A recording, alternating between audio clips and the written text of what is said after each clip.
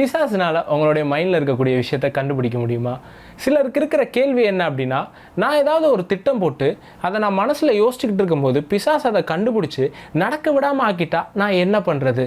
உண்மையாகவே அவனால் நீங்கள் மனசில் யோசிக்கக்கூடிய விஷயத்தை கண்டுபிடிக்க முடியுமா முடியாதா அப்படின்றத இன்றைக்கி நம்ம பார்த்துடலாம்.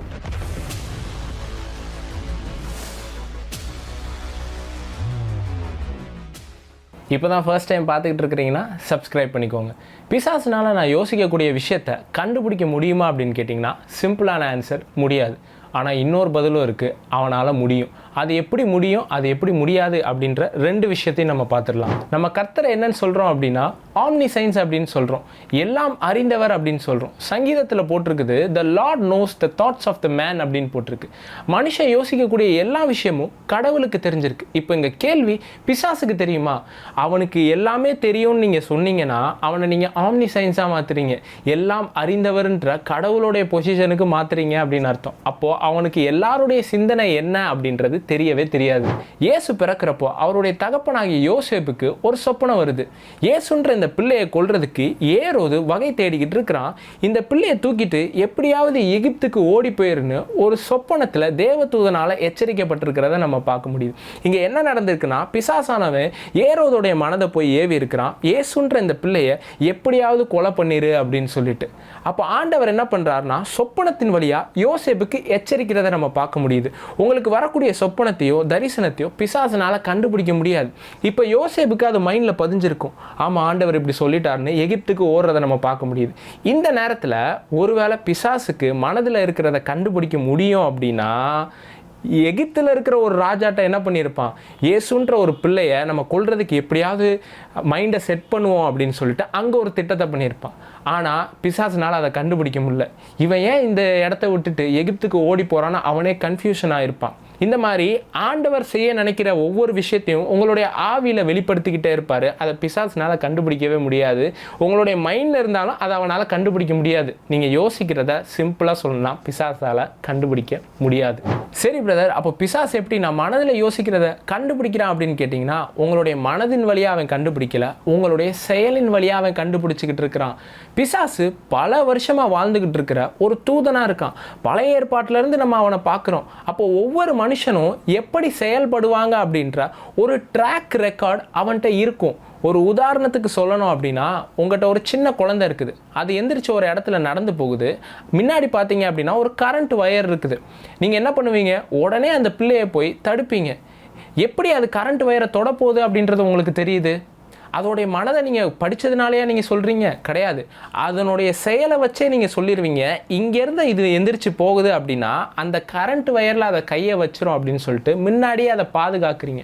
இப்போது அதோடைய மனதை நீங்கள் எப்படி படிச்சிங்க அப்படின்னா அதனுடைய செயலின் வழியாக நீங்கள் படிச்சிட்டிங்க.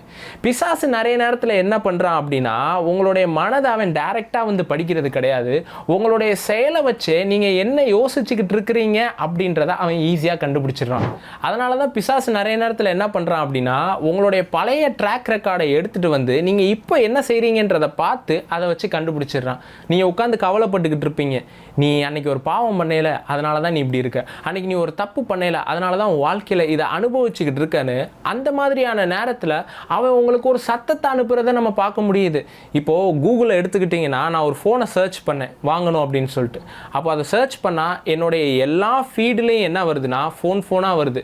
ஏன்னா கூகுளுக்கு என்னுடைய இன்ட்ரெஸ்ட் என்ன அப்படின்றது தெரிஞ்சிருக்கு.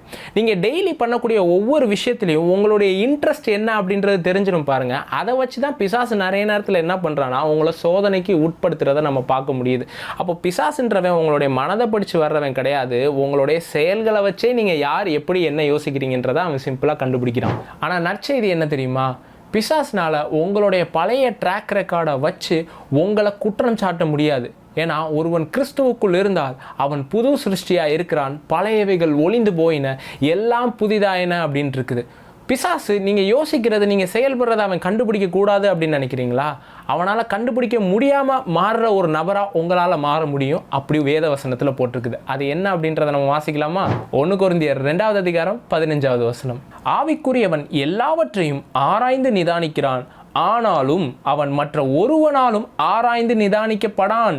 ஆவிக்குரியவன் எல்லாவற்றையும் நிதானிப்பானா, ஆனால் அவனுடைய லைஃப்பை நிதானிக்கணும்னு ட்ரை பண்ணும்போது எவனாலையும் முடியாதான். ஏன்? பிசாசுனாலே முடியாது. பிசாசு இயேசுவை சோதனைக்குட்படுத்தணும்னு நினச்சி அவர் இந்த கல்லுகள் அப்பமாகும்படி கட்டளையிடும் அப்படின்றான், தாள குதியும் அப்படின்றான், என்னை பணிந்து கொள்ளும்ன்றான். ஏன் தெரியுமா? அவன் மனுஷர்கள்ட்ட பயன்படுத்தினா பழைய ட்ராக் ரெக்கார்டை யூஸ் பண்ணுறான். இதெல்லாம் யூஸ் பண்ணால் ஒரு மனுஷன் கீழே விழுந்துருவான் அப்படின்றது அவனுக்கு தெரியும். தெரிஞ்சதுனால ட்ரை பண்ணுறான். ஆனால் இயேசுனுடைய வாழ்க்கையை அவனால் நிதானிக்க முடியலை. ஏன்னா ஆவிக்குரியவன் யாராலையும் நிதானிக்கப்படாத ஒரு கண்டிஷனில் இருப்பான். இன்றைக்கி நீங்கள் ஆவிக்குரியவர்களான்றதை எப்படி தெரியுமா கண்டுபிடிக்கணும்? நீங்கள் அடுத்து என்ன பண்ண போகிறீங்கன்றதை யாராலையும் கெஸ் பண்ண முடியாது. எப்படின்னு சொல்கிறேன்னா, இந்த நேரத்தில் இவன் கவலைப்பட வேண்டியவனாக இருப்பான், ஆனால் அந்த நேரத்தில் நீங்கள் சந்தோஷமாக இருப்பீங்க. மற்றவர்கள் பார்த்து சொல்லுவாங்க, டேய் உன் லைஃப் எப்படி போய்கிட்டு இருக்கு தெரியுமா, நீ இயேசுவை ஏற்றுக்கொண்டு அவருக்கு பின்னாடி போய்கிட்டு இருக்கிற, நீ இந்த நேரத்தில் துக்கப்படணும். அந்த நேரத்தில் நீங்கள் சந்தோஷமாக இருந்தீங்கன்னா என்ன தெரியுமா அர்த்தம்? வேற யாரும் இல்லை, நீங்கள் தான் ஆவிக்குரியவர்கள் அப்படின்னு அர்த்தம். அவனை பார்த்தா இந்த நேரத்தில் இப்படி ரியாக்ட் பண்ணக்கூடாதுன்ற மாதிரி இருக்கணும். இப்போ பிசாசே வந்து கன்ஃபியூஷன் ஆவான். இவன் உட்காந்து கவலைப்படலையே, கவலைப்பட்டாதானே 4 சிந்தனையை இவனுக்குள்ளே கொடுக்க முடியும். பார்த்தா இந்த நேரத்தில் சந்தோஷமாக இருக்கிறான் அப்படின்னா நீங்கள் ஆவிக்குரியவர்கள்னு அர்த்தம். கர்த்தருக்குள் மகிழ்ச்சியாக இருப்பதே உங்களுடைய பலன் அப்படின்னு இருக்கு. உங்களுடைய ஒரே ஒரு பலன் என்ன தெரியுமா? அவருக்குள்ள மகிழ்ச்சியாக இருக்கிறது. இதை பார்த்தா பிசாசே கன்ஃபியூஷன் ஆவான். இவன் யாரா, இவன் என்ன யோசிக்கிறான்றதே கண்டுபிடிக்க முடியலடா அப்படின்னா என்ன தெரியுமா? நீங்கள் ஆவிக்குரியவர்களாக மாறிட்டீங்க அப்படின்னு அர்த்தம். உங்களை சுற்றி இருக்கிற எந்த மனுஷர்களாலையும் உங்களை நிதானிக்க முடியாத ஒரு இடத்துல எப்போவுமே இங்கே இருக்கணும். அது ரொம்ப அவசியமாக இருக்குது. இந்த செய்தியை நான் பேசுனதுக்கான காரணம், நிறைய விதமான கேள்விகள் இருக்குது. அதுக்கு ஒவ்வொன்றா நான் பதில் சொல்லலான்னு இருக்கிறேன். உங்களுக்கு ஏதாச்சும் கேள்விகள் இருந்துச்சுன்னா கீழே இருக்கிற கமெண்ட் செக்ஷனில் உங்களுடைய கேள்விகளை கேளுங்க. அதிகமான லைக் அதுக்கு வந்துச்சு அப்படின்னா நான் அடுத்த வீடியோவாக உங்களுடைய கேள்வியை நான் நிச்சயமாக பேசுகிறேன். ஸோ உங்களுடைய டவுட்டை நீங்கள் கேட்கலாம். இதுக்கடுத்து வரக்கூடிய ஒவ்வொரு வீடியோஸ்லையும் உங்களுடைய கேள்விகளுக்கான பதிலை நான் கொண்டு வரலாம் அப்படின்னு இருக்கிறேன். இந்த வீடியோவை நிறைய பேருக்கு ஷேர் பண்ணுங்கள். நிறைய பேருக்கான டவுட்ஸ் கிளியர் ஆகும். கர்த்தர் உங்கள் எல்லாரையும் ஆசீர்வதிப்பாராக. God bless you all.